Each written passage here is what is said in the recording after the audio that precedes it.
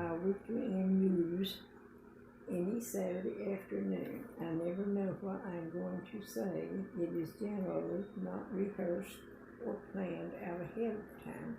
I sometimes begin by starting what events happened to pen in me during the week if I think there is something important that the family needs to know about. It is just amazing to me that anything I write about can be sent around the world by just hitting the send button. Words are the way people communicate with one another, and so words have a meaning. I have lately been writing about my childhood stories, as I find that doesn't get me into trouble as making comments along other lines can. Stories from my youth are things about everyone can relate to in one way or another. I do cherish my childhood memories, as I like to think that is what started me on the path I have followed almost all my life now. Most people who are good people like to think they had the best father and mother there ever was, and that is understandable. We need to be able to respect our parents, and if we cannot, shame on those parents. My parents were very good to me when they raised me. They sacrificed for me in many ways, and I want to remember them for that. I have lived to see 77 summers come and go. That is more than the allotted time that the Bible speaks of for man to live on this earth. As for the days of our life, they contain 70 years, or if due to strength, 80 years. Yet their pride is but labor and sorrow, for soon it is gone and we fly away. In parentheses is Psalms 90:10. The expression living on borrowed time comes to mind as I think about my lifespan. I have just about exceeded my allotment already, and yet by the grace of God I am still on the grass side of the soil. I like to think there is a reason for that. When I had my first heart attack way back in 1991 at the age of 47, I never dreamed I would ever make it this far. And yet, here I am going strong like the ever-ready bunny. Well, maybe not going along quite that vigorously.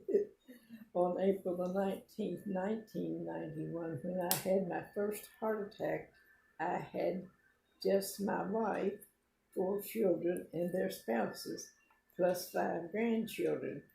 That is a total of 15 souls in our family.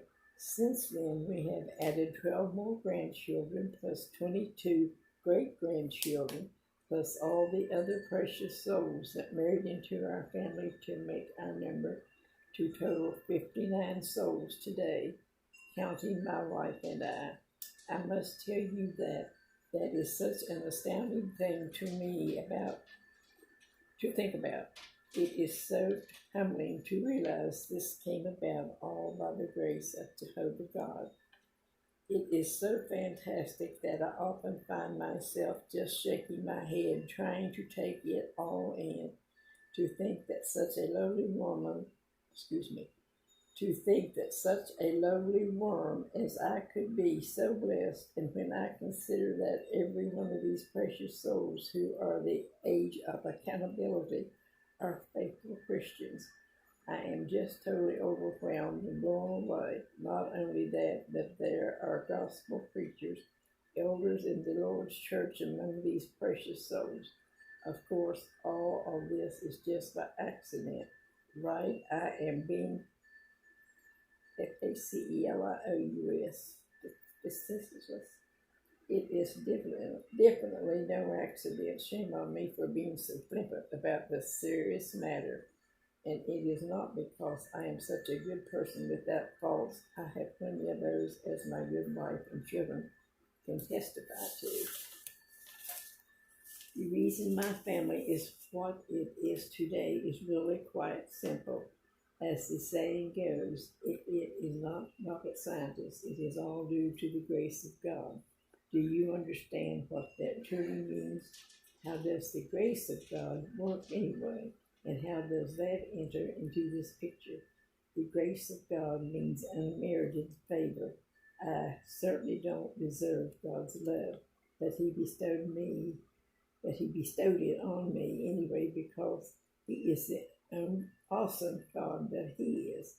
But God doesn't just extend His grace upon some people because He simply likes their looks more than He does others. There is definitely a reason that God extends His grace on anyone. Jehovah God is a merciful God. Without His mercy and grace, none of us would have a chance to receive salvation. God does show His grace in a special manner to those who have stepped out from this evil world and decided to let Him lead them in the way they should go. This is my point. Why are my children serving the Lord? They are serving the Lord because they have been taught to serve the Lord from their youth. This is the power of Proverbs 22:61. Train up a child in the way he should go. Even when he is old, he will not depart from it. And that is Proverbs 22:6. This is why my family is serving the Lord. I am not suggesting that anyone cannot serve the Lord unless they were taught from childhood to serve the Lord. I am pointing out this Bible passage of truth as if it is the proper way and it is the best way to assure that children will be raised up to serve the Lord. I know of plenty of people who were mistreated by their parents when they were young, and yet they learned the truth and turned to the Lord when they were older. And I admire those people who had the determination to turn their lives over to the Lord when they were taught the truth. This is wonderful. But how much easier it would be if all parents would train up their children from birth to serve the Lord. I am talking very seriously here. Proverbs 22.6 does not get the attention or respect it deserves from parents today. It never has. I believe with all my heart that God is blessing my family because we are determined to serve Him no matter what. Yes, since we are still human, we sin and make mistakes, but we turn and repent and continue on in the way God determines for us to live. God leads us through His written word. I do believe that God blesses those who try to put Him first in their lives in a very special way. For God sees not as man sees, for man looks at the outward appearance, but the Lord looks at the heart. 1 Samuel 16:7. If you do not believe Proverbs 22:6, remember what it says, then I am very sorry for you. Ken and I plan on traveling to the Mountain State this coming week and spend some time vacationing there in our favorite spot in the state. We want to visit some dear friends while there as well. God bless you as you put Him first in your life. I will not be able to send out the weekend newsletter next week, but we'll try to pick it up when we return.